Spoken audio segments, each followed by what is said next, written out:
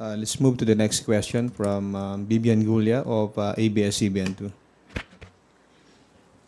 Good morning po. Clarification lang, as of now, until this time po, wala pa ring letter of explanation na ibinibigay sa Kamara ang Office of the Vice President regarding the absence, and wala pong dumating today na representative from the Office of the Vice President. And just to reiterate the question po kanina, what will happen if on Wednesday, wala pa rin pong ipadalang letter or of explanation or representative ang OVP? Yeah. Well, from my knowledge, as of today, wala pa rin pong pinadadalang explanation, wala pa rin pong pinadadalang sulat o anumang document para ipaliwanag kung bakit wala po sila kahapon.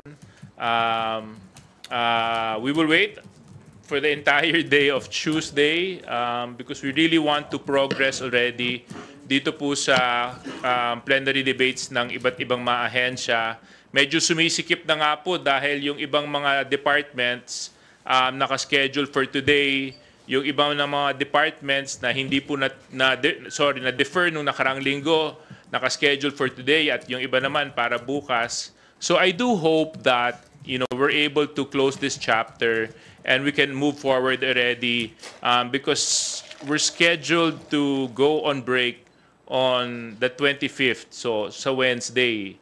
So kailangan po talaga matapos kaagad namin po within the given time period. Now, doon po sa tanong po ninyo kung wala pa rin po, siguro mas maganda pong antayin po natin kung ano po ang magiging aksyon ng plenaryo dito at kung ano po ang magiging rekomendasyon ng Committee on Appropriations because they're the ones presenting the budget right now on plenary.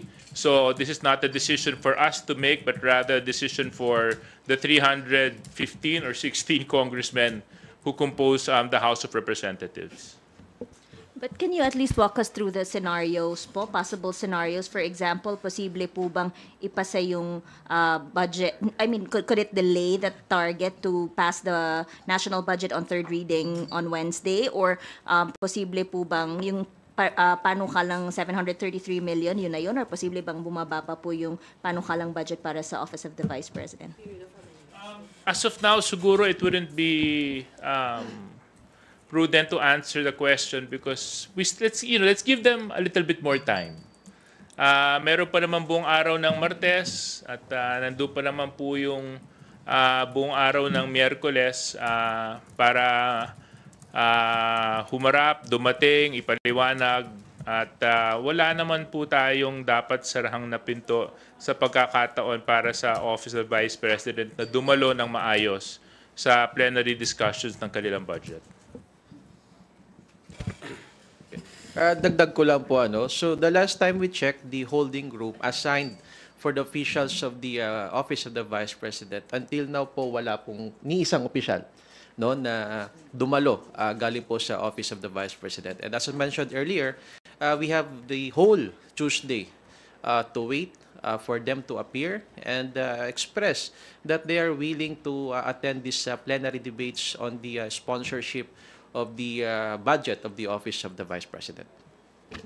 Huli na lang from me, sir, kasi yesterday may si Congressman Manuel during his manifestation na clear betrayal of public trust itong ginagawa daw po ng Vice Presidente na hindi umiiwas sa pagpapaliwanag ng how her office utilized the budget. Do you agree with that? And there are calls sa mga rally yesterday to impeach the Vice President. Your thoughts lang po.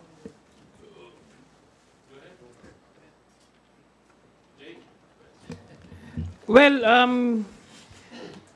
hindi naman kasi na pag-uusapan dito sa House yung pag-i-impeach sa Vice President. Katulad nga na sinasabi ni Kong JJ kanina, we respect the Office of the Vice President and we are giving much leeway sa ating VP para i-defend at pumunta dito sa House para i-defend yung kanyang budget. So, sa majority, wala kaming napag-uusapan tungkol sa impeachment. Hindi natin iniisip yan.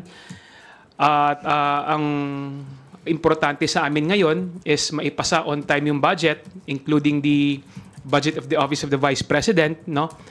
At maipakita sa tao na ang Kongreso nagtatrabaho, patuloy nagtatrabaho para may ahon, no, ang kanilang buhay, no, para makatulong tayo sa buhay ng ating mamamayan. At syempre, yan din yung gusto, no, ng ating leader sa Kongreso, Speaker Martin Romualdez, na maipasa agad ang budget dahil ang budget na ito budget na malaki ang maitutulong upang maiangat ang buhay ng ating mga kababayan.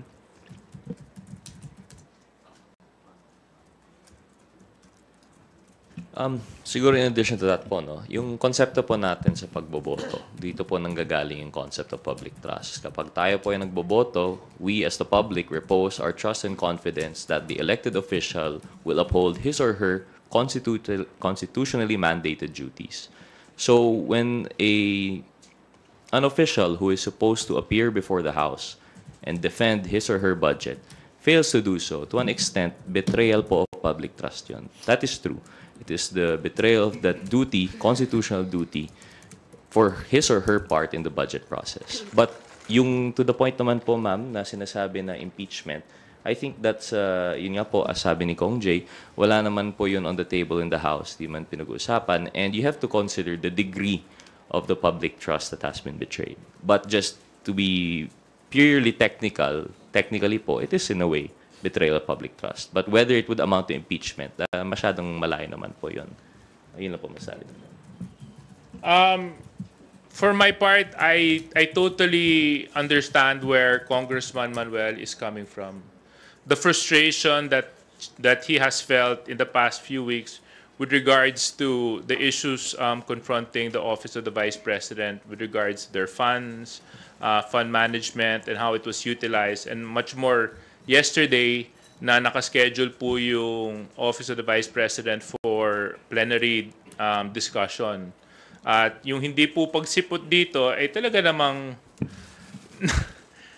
I mean, pagpapakita po, me personally, I'm disappointed. I mean, I would have expected more. I mean, this is such an important part in the budgetary process. And if you can see, and if you have seen in the past few days, weeks, secretaries are here waiting for more than 10 hours just so that their department can be presented in plenary. And no one is excused from this process. So I do understand the frustrations of Congressman Manuel, and I do respect where he's coming from. And with regards to that, I'm still hopeful na sana itong mga darating na araw naman, di ba? Dumating, magpaliwanag para matapos na po natin ito. Thank you.